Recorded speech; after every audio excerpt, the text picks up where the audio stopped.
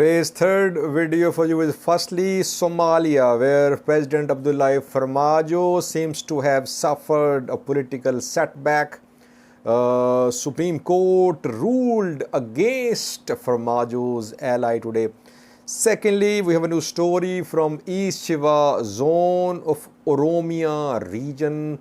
An official statement has been issued by East Shewa zone's communication department. The statement is about an attack by Amhara Fano on East Shewa. Some pictures have also been shared by East Shewa Zone Communication Department. Thirdly, we have a new story about Tigray. Tigray government through Ethiopian today shared 3 demands. Tigray is making 3 demands. In fact, 4 demands. We'll have a look at the demands. And lastly, Ethiopian, Eritrean, Somali diaspora seem to have teamed up in the US against some US lawmakers, US senators, US representatives.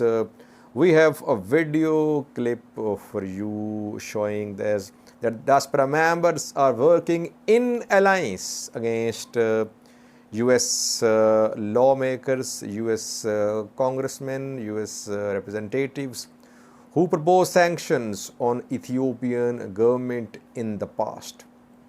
Firstly, viewers, we have a new story from Somalia, where next week election for the new Speaker of Senate and upper and lower houses will be held. After that, election for the new president will be held.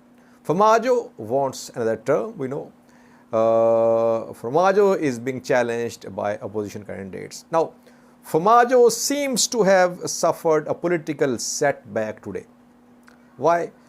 Fahad Yassin is former head of Somalia's intelligence agency. He is seen as Farmajo's ally. He contested election in Beldejivene, a town in Somalia. He was elected, but Electoral Commission, Federal Electoral Commission in February rejected the results of the seat 86. Fahad Yassin approached Somalia Supreme Court. Somalia Supreme Court today announced decision that it did not have any jurisdiction to hear Fahad Yassin's case. So it means that Federal Electoral Commission's decision will be upheld. And the Federal Electoral Commission has already rejected Fahad Yassin's victory. So it is being seen as a political setback for Abdullahi Farmajo, president who wants another term. Farmajo backed Fahad Yassin when Fahad Yassin was under pressure last year. I did several videos on the disappearance of an agent of Somali intelligence agency, Ikran Tahlil. A girl went missing. Her parents accused Fahad Yassin and some other intelligence agency officials that they were involved in the disappearance of Ikran Tahlil. But President of Somalia, Abdullahi Farmajo, backed Fahad Yassin. We saw confrontation between President Farmajo and PM Roble over Ikran Tahlil case, over removal of Fahad Yassin from his position as the head of intelligence agency. Then he contested election, he was elected, but his victory was rejected by Federal Electoral Commission. Let's see.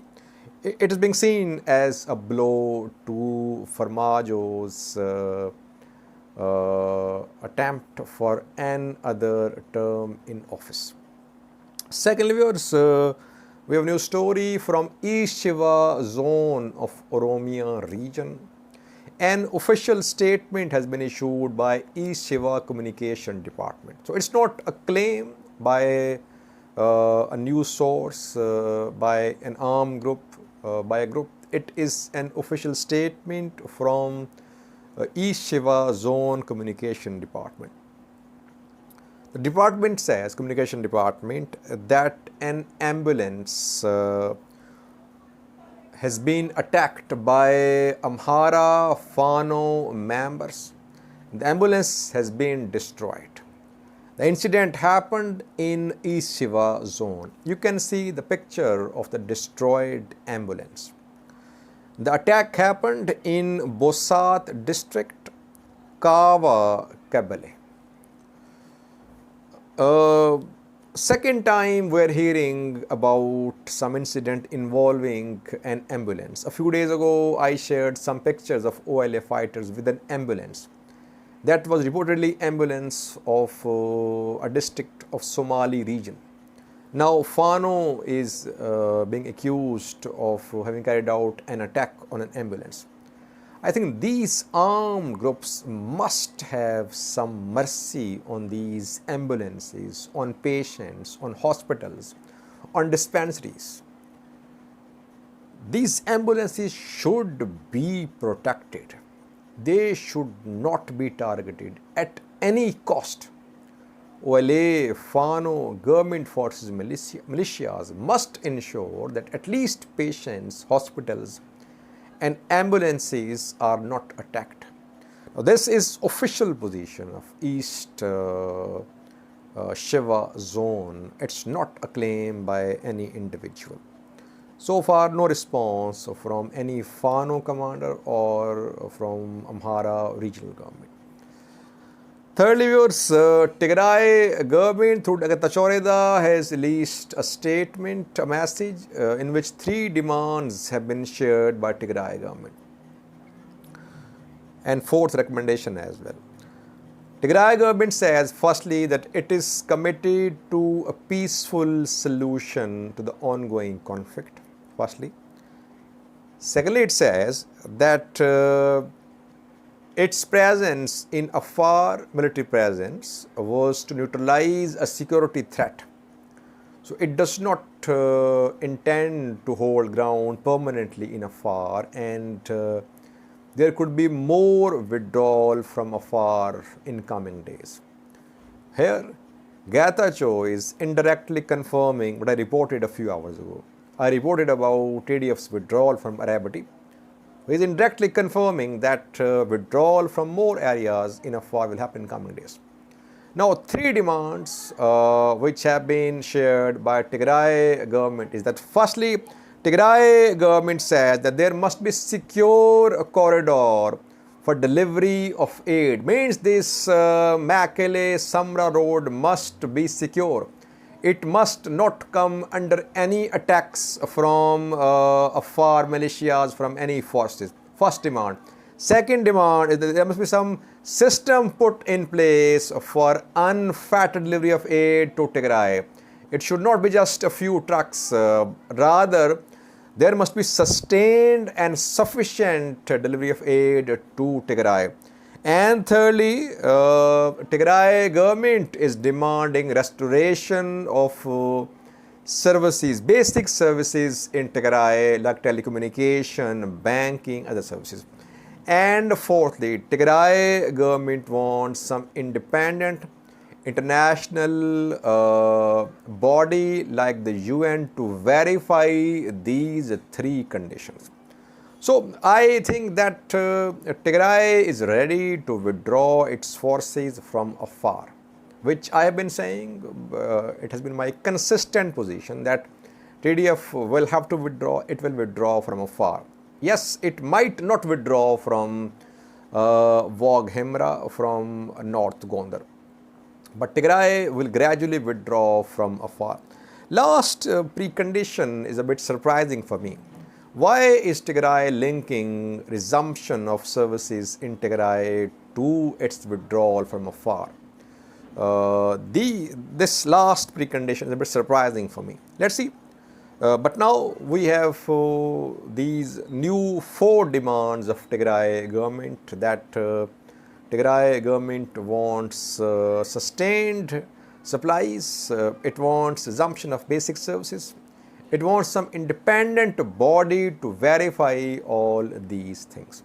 Lastly, we know that Ethiopian diaspora community has been protesting, putting pressure upon US congressmen, US representatives, US senators who supported HR 6600, S3199, the bills proposing sanctions on Ethiopian government. Now we have a video clip for you showing that Somali, Ethiopian, Eritrean diaspora community is teaming up. They are teaming up to form an alliance to put pressure upon those US senators and representatives who support sanctions on Ethiopian government. Watch this clip. I'm not Republican or Democrat. I'm Somalian. Congressman Ilhan Omar is a Somalian. We elected her in Minnesota.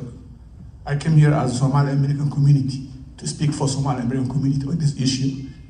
She proposed a hearing about putting sanctions in Ethiopia about weapons, so they cannot defend themselves.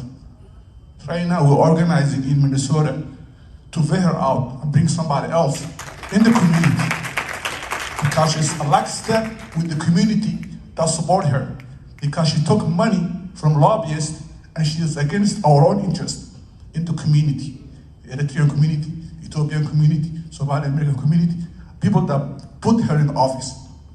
And it's already started campaigning, and she's going to be out. And the only way she can stay there is she needs to apologize first and reverse our statement.